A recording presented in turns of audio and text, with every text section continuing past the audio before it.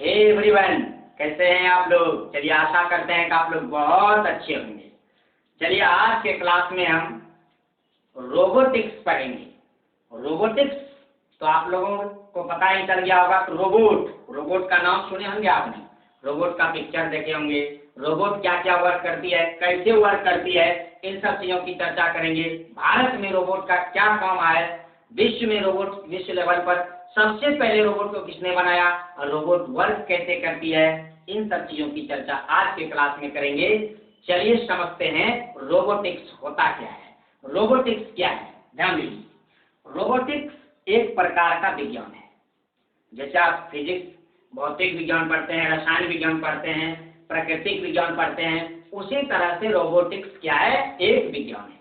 इसके अंतर्गत, इस विज्ञान के अंतर्गत, इस शाखा के अंतर्गत क्या किया जाता है, रोबोट और उसकी संरचना, कार्य प्रणाली, साथ ही साथ इसके अनुप्रयोग की सुव्यवस्थित को वैज्ञानिक तरीके से जो अध्ययन करते हैं उसे हम रोबोटिक्स कहते हैं। अर्थात रोबोटिक्स एक विज्ञान है जिसके अंतर्गत रोबोट और उसकी कार्य प्रणाली तथा अनुप्रयोग का अध्ययन करते हैं। क्लियर है। उस कैसे कार्य करती है, उसका अनुप्रयोग क्या है, नहीं उसकी कार्य संरचना क्या है, इन सब चीजों की चर्चा में रोबोटिक्स में करते हैं। यानी कि रोबोटिक्स एक प्रकार का विज्ञान है। क्लियर है। रोबोट जो है, ये जो देख रहे हैं रोबोट, ये रोबोट जो है, ये रोबोट जो है चेक भाषा का शब्द है। किसका है, चेक भाषा का शब्द है। चेक, ये चेक भाषा का शब्द है। रोबोट कहाँ से आया है, चेक भाषा का शब्द है जिसका अर्थ होता है शक्ति चालित मानव। क्या होता है, इसका अर्थ होता है शक्ति चालित मानव। एकदम ध्यान से देखिएगा, शक्ति चालित मानव नहीं, या फिर ये कहें एक प्रकार का बंधुआ मजदूर। एक प्रकार का बंधुआ मजदूर जिसको कहते हैं, यानी गुलाम कहते हैं। इतिहास में आप लोगों ने पढ़ा होगा स्लेव डायनेस्टी, दास वंश, उसी में ये क्या कहता है कि शक्ति चालित मानव। शक्ति चालित मानव मतलब कि ये रोबोट एक चेक भाषा का शब्द है, इसका अर्थ होता है शक्ति चालित मानव, या फिर दूसरे शब्दों में आप यह भी कह सकते हैं बंधुआ मजदूर। बंधुआ मजदूर, बंधुआ मजदूर या गुलाम कहिए, या गुलाम कहिए, नहीं ये होता है रोबोट का अर्थ, है ना। बंधुआ मजदूर कहिए या गुलाम कहिए।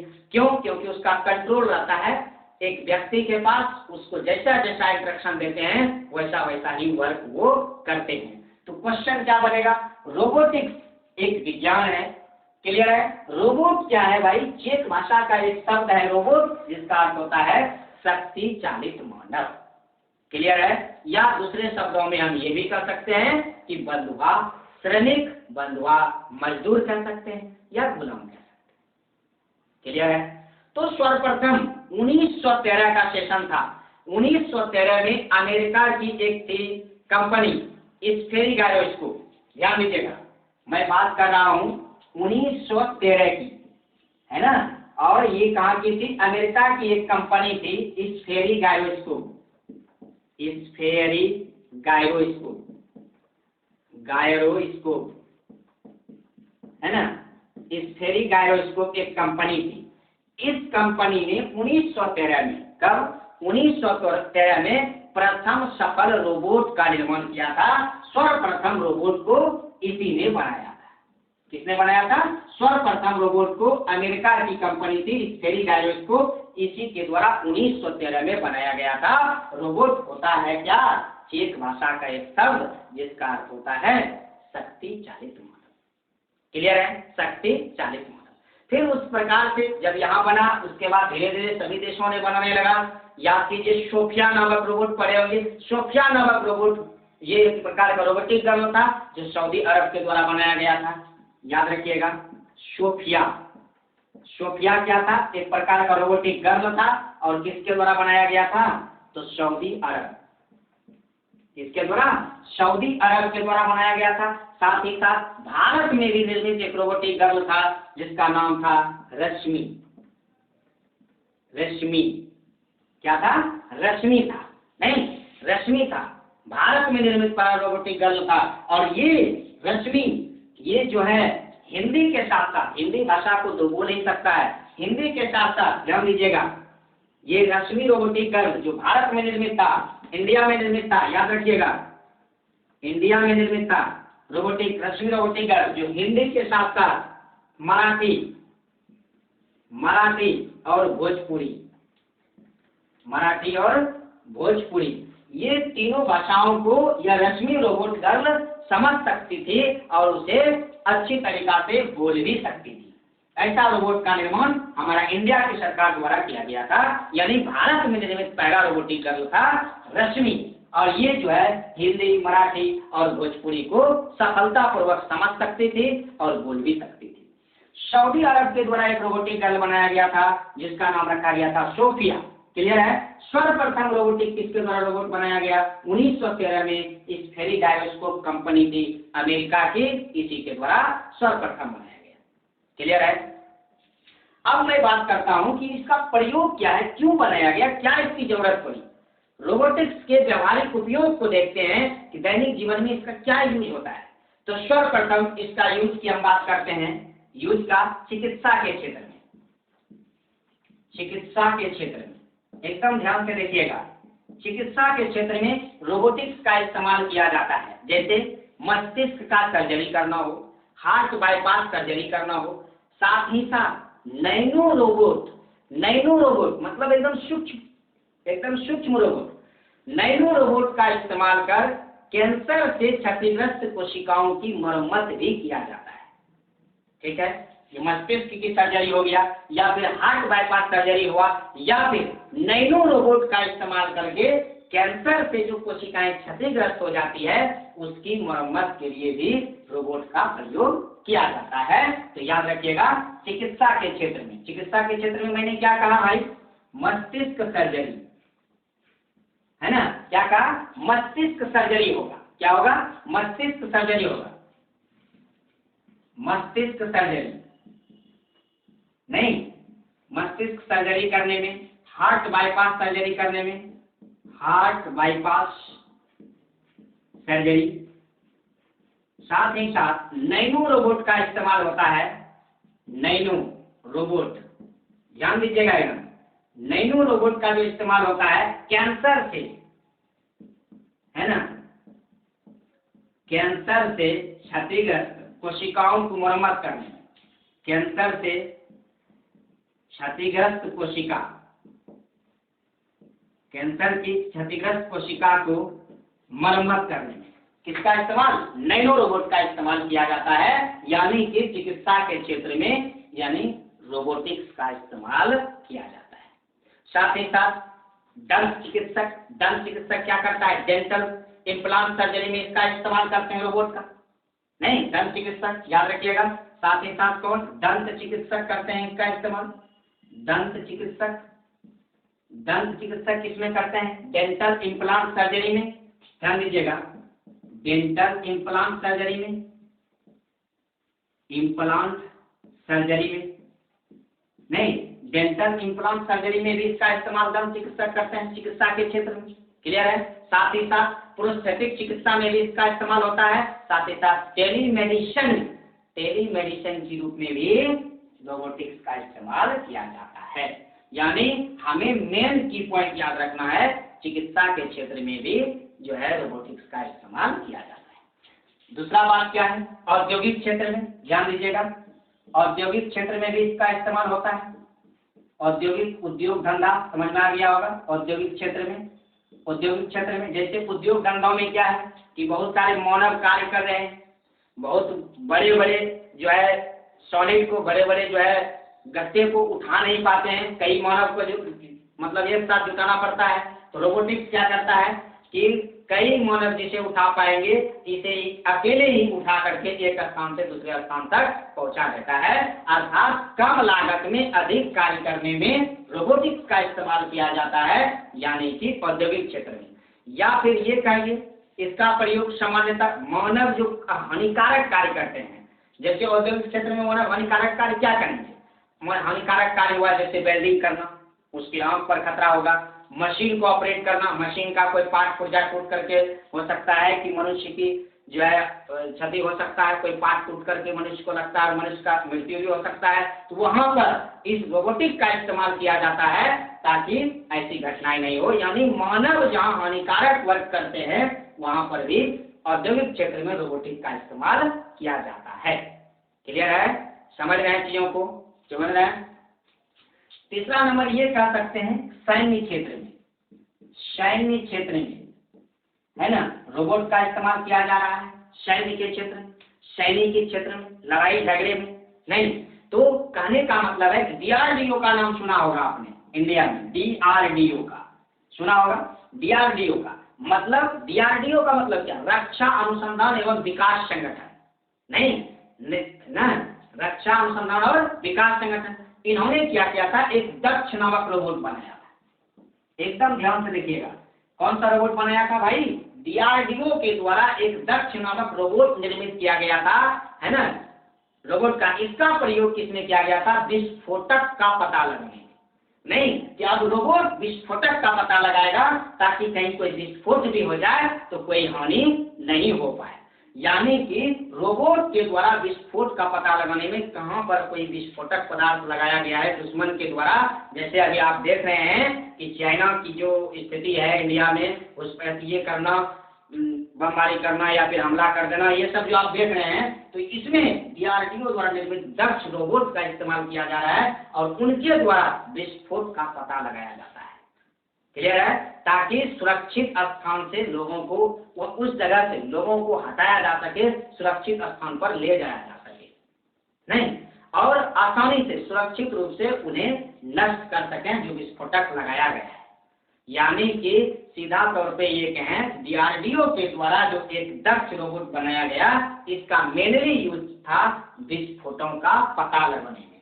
ये जो दक्ष रोबोट था ये विस्फोट का पता लगाता था, विस्फोटक का पता लगाने में, नहीं पता लगाने में दक्ष नामक रोबोट का इस्तेमाल किया जाता है, यानी कि सैन्य क्षेत्र में। क्लियर है? सैन्य क्षेत्र समझे? क्लियर है? सैन्य क्षेत्र में। या फिर ये कह सकते हैं कि और ये डीआरडीओ क्या किया था? डीआरडीओ एक अत्यंत उन्नत एवं बौद्धिक क्षमताओं से युक्त रोबोट को सेना में भी यूज किया जा रहा है, जो डीआरडीओ के द्वारा निर्मित किया गया है।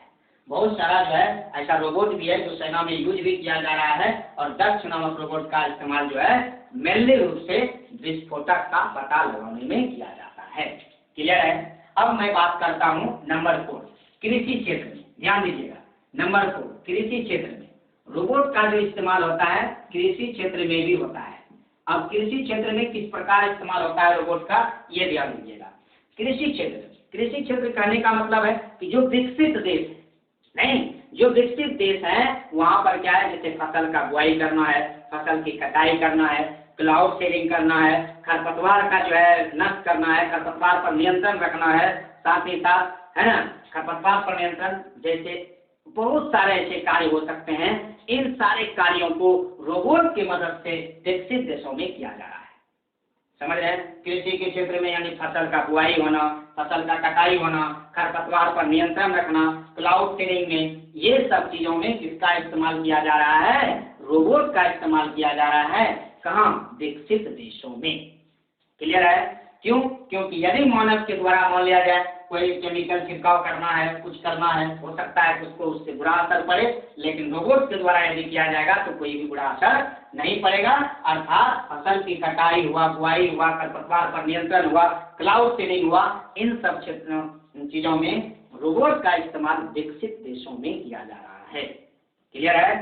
किया जाए, समझ गए? अब बात करते हैं अंतरिक्ष क्षेत्र में। अंतरिक्ष क्षेत्र में भी रोबोट का इस्तेमाल किया जा रहा है। अंतरिक्ष क्षेत्र में, अंतरिक्ष क्षेत्र में रोबोट का इस्तेमाल मतलब जैसे ये कह सकते हैं अंतरिक्ष प्रौद्योगिकी में, या फिर समुद्र विज्ञान में कह सकते हैं, दवा उद्योग में कह सकते हैं, नहीं, या फिर दुर्गम एवं खतरनाक स्थानों पर रोबोट का इस्तेमाल किया जा रहा है। जो दुर्गम स्थान है, खतरनाक स्थान है, वहां पर मानव को परेशानी हो सकता है, वहां पर रोबोट को तैनात कर दिया गया है और रोबोट जो है उस जगह का सुरक्षा कर रही है। यानी कि अंतरिक्ष की प्रौद्योगिकी में, साथ ही साथ समुद्र विज्ञान में, दवा उद्योग में, या फिर दुर्गम या खतरनाक स्थान पर भी जो है रोबोट का इस्तेमाल किया जा रहा है। साथ ही साथ कई आपदाएं आ जाती है, ऐसी आपदाएं जो मानव को तबाह कर देती है, नहीं तो उन आपदाओं में भी मानव को बचाने हेतु, मानव के बचाव कार्य हेतु भी किसका प्रयोग किया जा रहा है? रोबोट का प्रयोग किया जा रहा है, ताकि मानव को राहत और बचाव हो सके। समझ रहे हैं? किसका प्रयोग किया जा रहा है? ये रोबोट का इस्तेमाल किया जा रहा है, ताकि लोगों को बचाया जा सके अच्छी तरीका से। अब मैं बात करता हूं कि भारत में जो रोबोटिक संस्थान है, भारत में जो रोबोट है, वो उसका किस प्रकार से उपयोग है, थोड़ी सी मैं उसकी चर्चा कर लेता हूँ। जैसे भारत में अभी के समय में, यानी वर्तमान में, चिकित्सा के क्षेत्र में, रक्षा उद्योग में, या फिर कृषि में, परिवहन, संचार, मेडिसिन के क्षेत्र में भी रोबोट का इस्तेमाल किया जा रहा है, रोबोट का प्रयोग किया जा रहा है।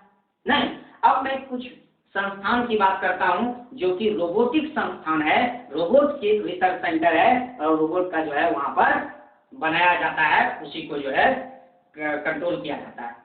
कुछ ऐसे संस्थान है इंडिया में, जैसे कृत्रिम बुद्धिमत्ता का रोबोटिक केंद्र, जिसकी स्थापना 1986 में हुआ था बेंगलोर में। ध्यान दीजिएगा, मैं कुछ संस्थान की बात कर रहा हूं जो इंडिया में है ना।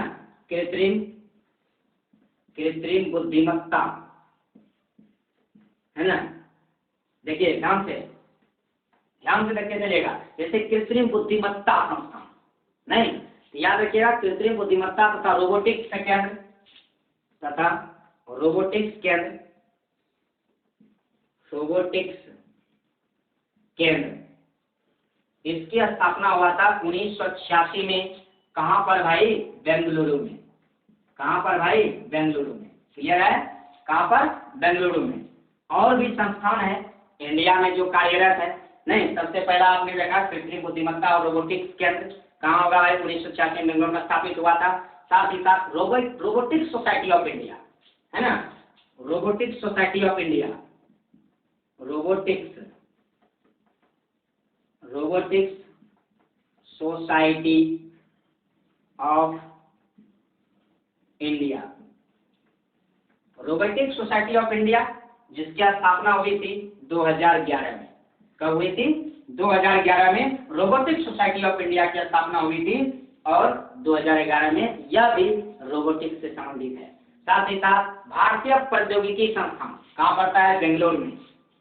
भारतीय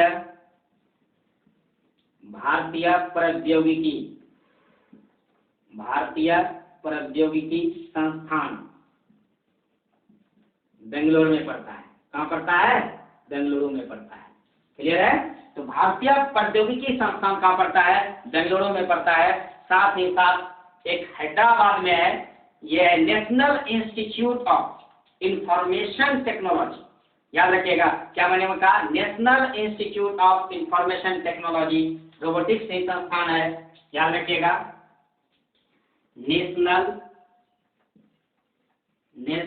इंस्टीट्यूट, है ना, national institute of information technology,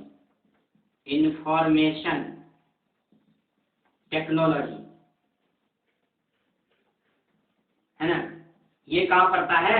Hyderabad में। क्लियर है? तो ये सब के सब संस्थान क्या है?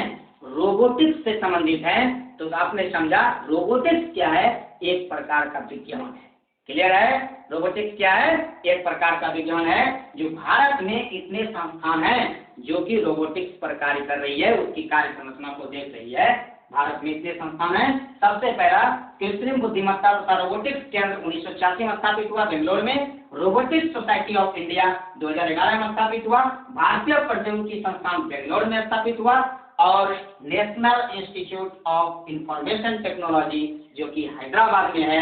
ये सब संस्थान मिलकर क्या कर रहे हैं? रोबोटिक्स पर अध्ययन कर रहे हैं, ताकि रोबोट का इस्तेमाल इंडिया में ज्यादा किया जा सके, है ना। दुर्गम स्थानों पर, खतरनाक स्थानों पर, मेडिसिन में, हम नहीं, इन सब जगहों पर क्या किया जाए? रोबोट का इस्तेमाल बड़े पैमानों पर हो सके, इसके लिए ये लोग कार्य कर रहे हैं। क्लियर है? तो चलिए समझते हैं इसको अच्छी तरीका से, कहीं दिक्कत नहीं है ना। चलिए, तो आज का क्लास यहीं तक विराम करेंगे। मिलेंगे फिर अगले क्लास में अगले अंदाज और अगले विश्वास के साथ। तब तक के लिए बने रहिएगा मेरे साथ। जय हिंद, जय भारत।